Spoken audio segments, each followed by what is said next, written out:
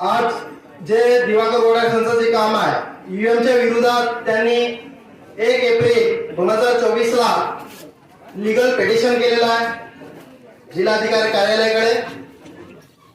सरांचा जो मुवमेंट आहे हा युवकांना रोजगार कसं मिळवून देता येईल, जसं आंबेडकर पार्टी ऑफ इंडियाने 80 नीती गॅरंटी घोषित केलेली आहे, जे धीमान विजय मानकर जे नॅशनल प्रेसिडेंट आहे एपीआयचे त्यांनी स्वतः तयार केलेली पॉलिसी आहे जी भारताला कसं विकसित करता येईल, भारताला एक लोकतांत्रिक मानवतावादी वैज्ञानिक देश म्हणून कसं बनवता येईल, ही नीती अनुपम नीती धीमान विजय मानकर साहेबांनी तयार केलेली आहे।